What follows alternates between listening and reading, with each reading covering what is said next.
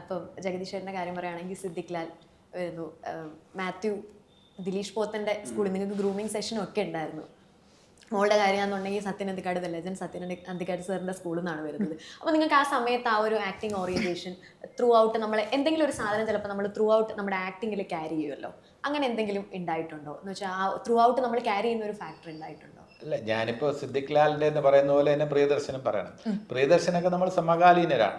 ആകാശവാണിയിൽ ഇതിലുകൾ എന്ന് പറഞ്ഞൊരു പരിപാടി, ലഘുചിത്രീകരണ പരിപാടി ഞാൻ അവതരിപ്പിച്ചിട്ടുണ്ട്, പ്രിയദർശൻ അവതരിപ്പിച്ചിട്ടുണ്ട്. പ്രിയദർശൻ്റെ കൂടെ മോഹൻലാൽ, എൻ്റെ കൂടെ അന്നത്തെ വഴുതക്കാട് ബാബു, ഡോക്ടർ തോമസ് മാത്യു, സാം മോഹൻ, ശ്രീലത, അങ്ങനെയുള്ളവരുടെ ടീമാണ് ഞങ്ങൾ ഇത് പ്രസൻറ്റ് ചെയ്യുന്നത്. തൊട്ടപ്പുറത്ത് മോഹൻലാൽ, പ്രിയദർശൻ, അതൊക്കെ എഴുതി ഒരു ഇംപ്രവൈസേഷൻ ടൈപ്പായിട്ടുള്ള സ്കിറ്റുകളാണ്. അതിൽ അഭിനയത്തിൻ്റെ സാധ്യതകൾ നമ്മൾ ആ സ്ക്രിപ്റ്റിനപ്പുറം നമ്മൾ അവിടെ വെച്ച് ഇംപ്രവൈസ് ചെയ്തിട്ടുണ്ട്. എൻ്റെ ഇതളുകൾ അതേപോലെ തന്നെ പ്രിയദർശൻ്റെ കൂടെ മോഹൻലാൽ. അപ്പോൾ അങ്ങനെയൊക്കെ അഭിനയത്തിൻ്റെ സ്കൂളെന്ന് പറഞ്ഞാൽ നമ്മൾ തന്നെ ഡെവലപ്പ് ചെയ്തെടുത്ത. പിന്നെ അതിനുശേഷം എനിക്ക് റിയലി വയലാവാസൻ പിള്ള സാറിൻ്റെയും ജി ശങ്കരപ്പിള്ള സാറിൻ്റെയും ശിക്ഷണത്തിൽ ഞാൻ നാടകത്തെക്കുറിച്ച് കൂടുതൽ പഠിച്ചിട്ടുണ്ട്. അതേ അവസരത്തിൽ എൻ്റേതായിട്ടുള്ള ഇംപ്രവൈസേഷൻ ഒരു സൈഡിൽ നമ്മൾ, അപ്പോൾ രണ്ട് സ്കൂളിലും ഞാൻ ഒരേപോലെ, റിയലിസ്റ്റിക് സ്കൂളിൽ കുറച്ചൊരു സിംബോളിക് നാടകത്തിൻ്റെ സ്കൂളിൽ, അപ്പോൾ അവിടെ നിന്നൊക്കെ ഡെവലപ്പ് ചെയ്തെടുത്തിൽ എൻ്റെ ഉള്ളിൽ ഈ ഇതളുകളുടെ ഹ്യൂമർ കിടപ്പുണ്ട്. ആ ഹ്യൂമറാണ് പ്രിയദർശനും സിദ്ദിഖ് ലാലും ഒക്കെ അവരുടെ സ്ക്രിപ്റ്റിൽ വന്നപ്പോൾ എനിക്ക് കൂടുതൽ പോളിഷ് ചെയ്യാനും, നെടുമുടി വേണുവിൻ്റെ സംവിധാനത്തിൽ കൈരളി വിലാസൻ ലോഡ്ജ് അതൊക്കെ വന്നപ്പോഴത്തേക്കും എന്നിലെ ആ ഒരു ഹ്യൂമർ അത് കൂടുതൽ മാക്സിമം പുറത്തു കൊണ്ടുവരാൻ എന്നെ സഹായിച്ചവരാണ് ഇവരെല്ലാവരും, യാതൊരു സംശയമില്ല. ശ്രീനിവാസൻ്റെയും കൂടെ ഗുരുസ്ഥാനത്ത് തന്നെ എനിക്ക് പറയേണ്ടതായിട്ടുണ്ട്. അപ്പോൾ ഇവരെല്ലാം പകർന്നു തന്ന ഒരു ഗൈഡൻസ്, അതൊരു സ്കൂളിൽ നിന്ന് വിളിക്കണോ എന്താണെന്നുള്ളത് പറയാൻ പറ്റില്ല. ഇവരെല്ലാം എന്നെ ഗൈഡ് ചെയ്തിട്ടുണ്ട്. എൻ്റെ അഭിനയത്തെ മെച്ചപ്പെടുത്തുന്നതിൽ നിർണായക പങ്ക് വഹിച്ചിട്ടുള്ളവരാണ് ഇവർ. നെടുമുടി വേണു, ശ്രീനിവാസൻ, ഇന്നസെൻ്റ്, ദെൻ പിന്നെ റൈറ്റിങ്ങിൻ്റെ കാര്യത്തിലാണെങ്കിൽ, സംവിധാനത്തിൻ്റെ കാര്യത്തിലാണെങ്കിൽ പ്രിയദർശൻ, സിദ്ദിഖ് ലാലൊക്കെ, അവരുടെയൊക്കെ പേര് തീർച്ചയായിട്ടും എടുത്തു പറയണം. ഇപ്പൊ ജഗദീശന്റെ താക്കോലവിട, മരുന്ന് ഡെപ്പിയിൽ, അല്ലെങ്കിൽ അങ്ങനത്തെ കുറെ കോമഡി, ചെറിയ സ്ലൈറ്റസ്റ്റ് കോമഡികൾ ഉണ്ടാവും. അപ്പൊ ചേട്ടാ ആ സമയത്ത് അതൊക്കെ ചെയ്യുമ്പോഴേ ചേട്ടന് ഓട്ടോമാറ്റിക്കലി ചിരി വരാറുണ്ടോ? അല്ല, അത് പിന്നെ ചിരി വരുന്നത് അപൂർവമാണ്. കാരണം വെച്ചാൽ അത് എൻജോയ് ചെയ്യുന്നുണ്ട്. അല്ലാതെ അത് ചിരിച്ചാൽ നമ്മുടെ അഭിനയം ശരിയാവില്ല. അതിനകത്ത് ഈ താക്കോലിന്റെ കാര്യം ഫുൾ പ്രിയൻ എഴുതി വെച്ചിട്ടുള്ളതാണ്. എല്ലാവരും ചോദിക്കും ഇംപ്രവൈസ് ചെയ്തിട്ടില്ലേ ജഗദീഷ്? ഒന്നും ഇംപ്രവൈസ് ചെയ്തിട്ടില്ല. അഭിനയത്തിൽ മാത്രമേ നമ്മുടെ ഇംപ്രവൈസേഷൻ ഉള്ളൂ. ഡയലോഗ്സ് ഫുൾ പ്രിയൻ എഴുതി വെച്ചിട്ടുള്ളതാണ്. അത് നമ്മൾ എൻജോയ് ചെയ്ത് ആ ക്യാരക്ടറിന് താക്കോൽ ഇവിടെ ഇല്ലല്ലോ അച്ഛായ എന്ന് പറയുന്ന ആ സംഭവം, ആ ഒരു രീതി, ആ വിക്ക് അത് ത്രൂ ഔട്ട് മെയിൻറ്റെയിൻ ചെയ്യുക. അതിനനുസരിച്ചുള്ള എക്സ്പ്രഷൻ. ആ കണ്ണടയൊക്കെ പ്രിയന്റെ ഐഡിയ ആണ്, കണ്ണടയൊക്കെ അത്. അപ്പോൾ അങ്ങനെ പ്രിയൻ എല്ലാം കൺസീവ് ചെയ്തിട്ടുണ്ട്. പിന്നെ ഇത്തരം ഹ്യൂമറും കാര്യങ്ങളൊക്കെ ചെയ്യുമ്പോൾ ഇവർ നേരിടുന്ന വെല്ലുവിളി എന്ന് പറയുന്നത് നമ്മുടെ അത്ര ജീവിതാനുഭവങ്ങൾ ഇവർക്ക് പ്രായം കൊണ്ടും ഉണ്ടായിട്ടില്ല. ഇന്നത്തെ സാഹചര്യത്തിൽ ഇപ്പോൾ വളരെ യങ് ഏജിൽ സിനിമയിലേക്ക് വന്നു കഴിഞ്ഞു മാത്യു. അപ്പോൾ ഞാൻ അപ്പുറത്തെ അതിര് തർക്കം നടക്കുന്ന എൻ്റെ വീടിൻ്റെ അപ്പുറത്തുള്ള ആ ഒരു റിയൽ അതിര് തർക്കം ഞാൻ കണ്ടിട്ടുണ്ട്. അവിടെ ഓരോരുത്തരും ക്യാരക്ടർ ഇങ്ങനെ ഹ്യൂമറസ് ആയിട്ടുള്ള ചില ആൾക്കാർ നിന്നിട്ട് ഒരു പിന്നെ രീതിയിൽ അതിനെ കൂടുതൽ എരിവ് കയറ്റാൻ ശ്രമിക്കുന്ന ക്യാരക്ടറെ ഞാൻ കണ്ടിട്ടുണ്ട്. പിന്നെ വിക്ടിമിനെ കണ്ടിട്ടുണ്ട്. കാരണം വെച്ചാൽ ഇതിൽ ഹതഭാഗ്യനായിട്ട് അയാളുടെ ഭാഗത്തായിരിക്കും ന്യായം, വേറൊരാൾ അഗ്രസീവായിട്ട് നിൽക്കുന്ന ആളെ. ഇങ്ങനെയുള്ള നിരവധി സിറ്റുവേഷൻസ് ലൈഫിൽ നമ്മൾ കണ്ടിട്ടുള്ളതുകൊണ്ട് അങ്ങനെ ഒരു സിറ്റുവേഷൻ സിനിമയിൽ വന്നു കഴിഞ്ഞാൽ ഇതൊക്കെ നമ്മൾ അവിടെ നമ്മുടെ മനസ്സിൽ എങ്ങനെയെങ്കിലും ഓടിയെത്തും. ഇവരൊക്കെ ഒന്നുകിൽ സിനിമയിൽ കണ്ടിട്ടുണ്ടാവും. പുതിയതായിട്ട് കാണുന്ന അനുഭവങ്ങൾ, ജീവിതാനുഭവങ്ങൾ ഇനിയുള്ള ജനറേഷന് വളരെ കുറവാണ്. അവിടെ ഒരു വെല്ലുവിളിയായിട്ട് ഏറ്റെടുത്തിട്ടാണ് ഇവരിതൊക്കെ ചെയ്യുന്നത്.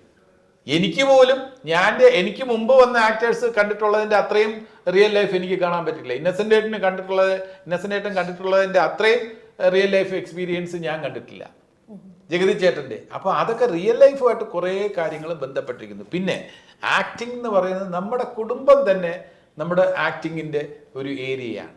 ഇപ്പോൾ ആലോചിച്ച് നോക്കിയേ, നമ്മളിപ്പോൾ വീട്ടിൽ എക്സ്കർഷന് പോകാൻ അച്ഛൻ്റെ അടുത്ത് പെർമിഷൻ ചോദിക്കുന്നത് ഒരു ആക്ടിങ് അതിൻ്റെ പിൻബലമുണ്ട്. വളരെ പാവം പോലെയൊക്കെ അല്ലാതെ അച്ഛാ എനിക്ക് എക്സ്കർഷന് പോയാൽ അങ്ങനെയല്ല. അച്ഛാ എല്ലാവരും പറയുന്നു അതാ എക്സ്കർഷന് ബാക്കി എല്ലാവരും പോകുന്നുണ്ട്, ഒരു ഇൻട്രൊഡക്ഷൻ കൊടുക്കുക. ഇതൊരു ആക്ടിങ് ആണ്. പറഞ്ഞു മനസ്സിലായില്ലേ? ആദ്യം അച്ഛൻ്റെ അടുത്ത് നിന്ന് ഉടൻ തന്നെ എനിക്ക് പോയാൽ പറ്റുമെന്ന് ആരെങ്കിലും പറയുമോ? അവിടെ ചെന്ന് അപ്പുറത്തെ ജോസൊക്കെ പോകുന്നുണ്ട് എക്സ്കർഷന്, അതുകൊണ്ട് അങ്ങനെയൊക്കെയാണ് പറയാ. അപ്പൊ അങ്ങനെ ആ ഒരു രീതിയിൽ പ്രസന്റ് ചെയ്യുക. അല്ലെങ്കിൽ മാർക്ക് കുറഞ്ഞാൽ അച്ഛൻ്റെ അടുത്ത് എങ്ങനെയായിരിക്കും ചെല്ലുക, ഒരു ചെറിയ ആക്ടിങ് ഉണ്ട്. ക്വസ്റ്റ്യൻസ് ഒക്കെ വളരെ അല്ലേ. അപ്പൊ ജീവിതത്തിൽ തന്നെ റിയൽ ലൈഫിൽ തന്നെ ഇപ്പൊ ഒന്നും നമുക്കിപ്പോ അല്പം നേരത്തെ ഫുഡ് വേണമെന്നുണ്ടെങ്കിൽ കുട്ടികൾ എന്താണ് ചെയ്യുക? കുട്ടികൾ ആ പ്രായത്തില നമുക്ക് എത്ര വിശപ്പുണ്ടോ അതിനേക്കാളും കൂടുതൽ അഭിനയിച്ച് കാണിക്കും. അമ്മ വല്ലാതെ വിശക്കുന്ന അമ്മേ, അത്രയൊന്നും വിശന്നില്ലെങ്കിലും അപ്പൊ അമ്മ കുറച്ചുകൂടെ സ്പീഡിൽ ആരും തരും. അപ്പൊ ഈ ആക്ടിങ് എന്നുള്ളത് നമ്മുടെ റിയൽ ലൈഫുമായിട്ട് വളരെ ബന്ധപ്പെട്ടിരിക്കുന്ന ഒരു കാര്യമാണ്. എൻ്റെ വീട്ടിൽ ഞാൻ ആലോചിക്കുന്ന ഒരു കാര്യം എന്ന് വെച്ച് കഴിഞ്ഞാൽ, എൻ്റെ വീട്ടിൽ ഗസ്റ്റ് വരുമ്പോൾ ചിലപ്പോൾ പെട്ടെന്ന് അൺഎക്സ്പെക്റ്റഡ് ഗസ്റ്റ് വരുമ്പോൾ, കുറച്ച് ആൾക്കാർ വരുമ്പോൾ വീട്ടിൽ പലഹാരം ഉണ്ടാക്കി കൊടുക്കാനുള്ള സമയമൊന്നും ഉണ്ടാവില്ല. അവരൊരു അരമണിക്കൂർ 20 മിനിറ്റ് അമ്മ തന്നെ അവരെ എൻ്റർടൈൻ ചെയ്യണം. അച്ഛൻ ചിലപ്പോൾ വീട്ടിലില്ല എങ്കിൽ അമ്മ പെട്ടെന്ന് അവരെ അവിടുന്ന് അടുക്കളയിൽ പോയി കഴിഞ്ഞാൽ അവർക്ക് കുട്ടികളാണ്, നമ്മുടെ അടുത്ത് എന്തോ സംസാരിക്കുക. അപ്പോൾ അമ്മ വിളിച്ചു പറഞ്ഞതെന്ന് വെച്ചാൽ ഇതുവഴി പോയി ബേക്കറിയിൽ നിന്ന് കുറച്ച് സാധനങ്ങൾ വാങ്ങിച്ചു. ഇതെല്ലാ വീട്ടിലും നടക്കുന്ന കാര്യങ്ങളാണ്. നമ്മള് അവരറിയാതെ ഇതുവഴി ബാക്കിൽ കൂടെ പോയി ബേക്കറിയിൽ നിന്ന് സാധനങ്ങൾ വാങ്ങിച്ചു ഇവിടെ വന്നിട്ട് കൂടായിട്ട് ഈ വീട്ടിലുള്ളത് പോലെ എടുത്തുകൊണ്ട് കഴിച്ചിട്ട്, അപ്പൊ അവര് എന്നിട്ട് ആ ഗസ്റ്റുകൾ തന്നെ കഴിച്ചിട്ട് ഉണ്ണിയപ്പം നന്നായിട്ടുണ്ട്. അപ്പൊ നമ്മൾ പരസ്പരം നോക്കും അപ്പുറത്തെ ബേക്കറിയിലെ ഉണ്ണിയപ്പമാണ് നമ്മൾ ഉണ്ടാകും. ഇതൊക്കെ എല്ലാ ലൈഫിലും ഉള്ള കാര്യങ്ങളാണ്. അപ്പൊ ലൈഫില് തന്നെ കുറച്ച് നല്ല കാര്യങ്ങൾക്ക് വേണ്ടിയുള്ള ആക്ടിങ് നമ്മൾ എല്ലാവരും ചെയ്യുന്നതാണ് എന്ന് കരുതി അതൊരു നിർദോഷമായിട്ടുള്ള കള്ളം പറച്ചിലാണ്. ആ ഗസ്റ്റിന് നമ്മുടേതാണെങ്കിലും ബേക്കറിയുടെ ആണെങ്കിലും എന്ത് വ്യത്യാസമൊന്നുമില്ല. നമ്മൾ അവരെ സൽക്കരിക്കുക എന്നുള്ളതാണ് ഏറ്റവും ഇമ്പോർട്ടൻറ്റ്. അപ്പോൾ അങ്ങനെയുള്ള കാര്യങ്ങളിലൊക്കെ നമ്മുടെ ഒരു ഇൻഹറൻ്റ് ആയിട്ട് നമ്മുടെ കയ്യിലുള്ള ഒരു ക്വാളിറ്റി ഉണ്ട്. ഒരു നമ്മൾ പിന്നെ കുട്ടികൾ അധ്യാപകർ എന്തെങ്കിലും മിസ്റ്റേക്ക് ചെയ്യാൻ നേരത്ത് കൈ നീട്ടടാന്ന് പറയുമ്പോൾ കുട്ടികളുടെ എക്സ്പ്രഷൻ ഉണ്ട്. ഇങ്ങനെ അടിക്കുന്നതിന് മുമ്പ് തന്നെ കരഞ്ഞു തുടങ്ങും. ഇങ്ങനെ കൈ ഇങ്ങനെ കുട്ടിക്കാലം മുതൽ തന്നെ നമ്മൾ അഭിനയത്തിന്റെ, അപ്പൊ അതിൽ ജീവിതത്തിന്റെ അനുഭവങ്ങളോട് ആകുമ്പോൾ ഓരോ ഒബ്സർവേഷൻ. അപ്പൊ ബാക്കിയുള്ള കുട്ടികളിൽ നിന്നും മാത്യുവോ ദേവികയോ ഡിഫറെന്റ് ആവുന്നത് എന്താണ്? ഇത് മാത്യു കൂടുതൽ ഒബ്സർവ് ചെയ്ത് ഒരു ആക്ടിങ്ങിന്റെ ക്വാളിറ്റിയിലോട്ട് വരും. മാത്യു അത് ഓർക്കും എന്ന രീതിയിൽ അടിക്കാൻ സംഭവങ്ങളൊക്കെ. നോർമൽ വിദ്യാർത്ഥിയാണ്, അഭിനയത്തിൽ താല്പര്യമില്ലാത്തവനാണെങ്കിൽ ആ എക്സ്പീരിയൻസ് അവൻ്റെ ജീവിതത്തിൽ നിന്ന് അത് കണ്ടു വിട്ടു. അഭിനയത്തിൽ താല്പര്യമുള്ള ഒരു കലാകാരനാവാൻ താല്പര്യമുള്ള ആൾ ഇത് കൂടുതൽ ഒബ്സർവ് ചെയ്യും, ഇത് മനസ്സിലുണ്ടാവും.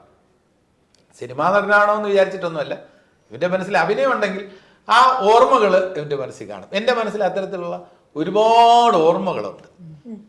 ആ ഓർമ്മകൾ എന്നാൽ പോലും കുറവാണ്. അപ്പൊ ആ അനുഭവങ്ങൾ ഇവർക്ക് കുറച്ചുകൂടെ കുറവാണ്.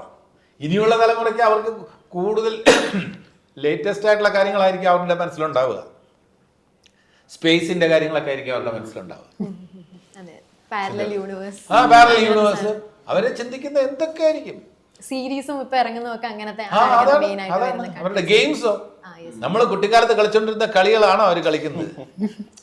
അവര് എന്താ വീഡിയോ ഗെയിംസ് എന്നൊക്കെ പറഞ്ഞ് എതിരാളിയെ തകർത്ത് തരിപ്പണമാക്കി ശബ്ദവും എന്നൊക്കെ പറഞ്ഞ് പൊട്ടിച്ച് ഇന്റലിജൻസ് വേണം. അതിങ്ങനെ ഒഴിവാക്കി അവിടെ പോയി എതിരാളി എവിടെ ചെന്നിട്ട് കാറും ഒക്കെ അങ്ങനെയൊക്കെ പോയി ഞെക്കണം. കറക്റ്റ് ആയിട്ട് പ്ലാൻ ചെയ്ത് ഇങ്ങനെ കോൺസെൻട്രേറ്റ് ചെയ്ത് ചെയ്യണം എന്നുള്ളത് അത് ശരിയാണ്. കാലം ഒരുപാട് മാറ്റങ്ങൾ വരുത്തിയിട്ടുണ്ട്. എന്റർടൈൻമെന്റിൽ ഒരുപാട് മാറ്റങ്ങളുണ്ട്.